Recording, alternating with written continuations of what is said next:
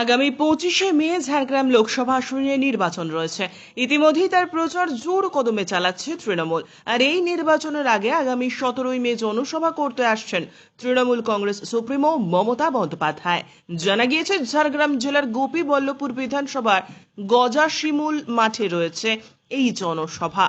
মমতা বন্দ্যোপাধ্যায়ের জনসভাকে সফল করে তোলার জন্য ইতিমধ্যেই প্রস্তুতি শুরু হয়ে গিয়েছে। এদিনে জনসভা সফল করতে প্রস্তুতি বৈঠক আয়োজিত হলো ঝাড়গ্রামের সাকরাইল ব্লকের বাহাদুরপুর গ্রামে। ঝাড়গ্রামের সাকরাইল ব্লকের রোহিণী অঞ্চল থেকে কিভাবে মানুষ এই জনসভায় যাবেন সেই সমস্ত বিষয়ে আলোচনা হয়।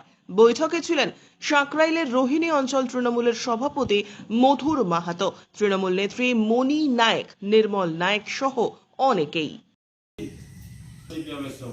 কিন্তু মমতা ব্যানার্জি ক্ষমতা উপকৃত হয় তো বস্ত্র, বাসস্থান, ঘর থেকে শুরু করে সরকার আটকে রেখেছিল, আমাদের দিদি সেই টাকা আমাদের রাজ্য সরকারের ফান্ড থেকে দিয়ে দিয়েছে। ওখানে যোগাযোগ কিন্তু পশ্চিমবাংলায় এই সরকারটা এখানে হারলেও জিতলেও আরো 3 বছর 26 সাল পর্যন্ত থাকবে। এটা ঐক্যবদ্ধ হয়ে আপনারা যারা এসছেন বা যারা আসেননিও তাদেরকে বলতে হবে এবং ভোট করতে হবে। জোড়া ফুলে, ঘাসের উপর জোড়া ফুল প্রতীক। এখানকার আমি এখানে বাস পাঠিয়ে দেবো, বাস ভর্তি করে লোক নিয়ে যাবেন। আমরা দেখবো যে মা বোনেরা ঠিক আছে, দিদিও যাইবেন যে আমি লক্ষ্মী ভান্ডার দিচ্ছি, আমার লক্ষ্মীরা সবাই মিটিং আসছে। আপনার এখানে দিদি নিশ্চয়ই খুশি হবে, তাই বলছি সবাই যাবেন, বাস পাঠিয়ে দেবো, প্রত্যেক মা বোন দিয়ে যাবেন, গাড়ি ভর্তি করে যাবেন। দিদি যদি থাকে তাহলে আমরা লক্ষ্মী ভান্ডার পাবো, আমার মেয়েরা কন্যাশ্রী পাবে, আমার ছেলের রূপশ্রী পাবে, আমার মেয়ের রূপশ্রী পাবে, সব পাবে। 17ই মে গয়াশিমুল মাঠে দিদি আসছেন আমাদের কালীপদ সরণ এর সমর্থনে প্রচারে। আজকে আমি মিটিং করলাম বাহাদুরপুর গ্রামে, মহিলা মিটিং। এতে প্রচুর সাড়া পেয়েছি আমরা, প্রায় 100খানেক মহিলা জুটছিল ওখানে। এবং আমি প্রতিনিয়ত প্রত্যেক দিন ডোর টু ডোর প্রোগ্রাম করছি। এতে দেখছি আমি মানুষের প্রচুর সাড়া পাচ্ছি। আমি মনে করছি যে সাকরাইল ব্লকে বিজেপির কোনো জায়গা নেই, মানুষের সাড়া পাওয়া যাচ্ছে, কোনো জায়গায় বিজেপির কোনো জায়গা নেই।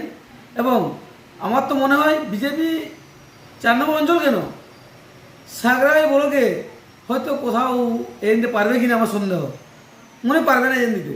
যে দেখছি মানুষ যেভাবে যে মানুষ উন্নয়ন পাচ্ছে, আর লক্ষ্মী ভান্ডার থেকে শুরু করে, কন্যাশ্রী থেকে শুরু করে, বার্ধক্য ভাতা থেকে শুরু করে, আজকে রূপশ্রী থেকে শুরু করে, স্বাস্থ্য থেকে শুরু করে বিভিন্ন যে প্রকল্প পাচ্ছে দিদি, যে মাসের শেষে মা বোনরা যে বলছে 1000 টাকা পাচ্ছি, এতে বহু মা বোনরা প্রচুর আনন্দ। আমি মিটিং গেছিলাম, আমি বলছি দাদা আমরা যে মাসের শেষে 1000 টাকা পাচ্ছি, আমার শাখা ব্যাংক থেকে তুলছি, আমার স্বামীর কাছ থেকে পয়সা নিতে হচ্ছে না, আমরা খুব আনন্দ।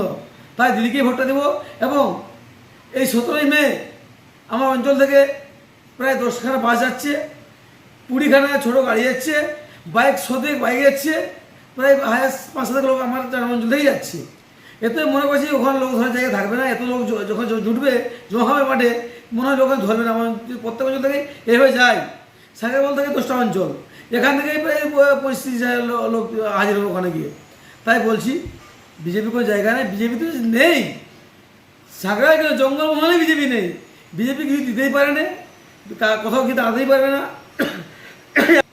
ট্রান্সপারেন্ট সামনে 100 দিনের টাকা দিয়ে দিয়েছি, এই ভয়ে বিজেপি কোথাও লজ্জায় বেরায়নি। কারণ 300 টাকা আটকে রেখেছে কেন্দ্র সরকার, টাকাও দেয়নি। দিদি ওর ফান্ড থেকে সমস্ত গরিব মানুষের টাকা বেরিয়ে দিয়েছে। আজকে আমরা ওই 17ই মে নিয়ে আসলে মিটিং করলাম ওই বুথে। ওখান থেকে আমি বুথে একটা বাস পাঠাবো খানা, সমস্ত মামলা যায় বলেছে। প্রায় বাস ওখানে একটা বাসে হবে না, একটা বাস আর ছোটো গাড়ি পাঠাবো বলে আমি বলেছিলাম। প্রচুর লোক হবে দিন আগে থেকেই, পরিষেবা পাওয়া যাচ্ছে মিটিং যাওয়ার জন্য। মথুর মাহাতো 4 নম্বর প্রেসিডেন্ট এবং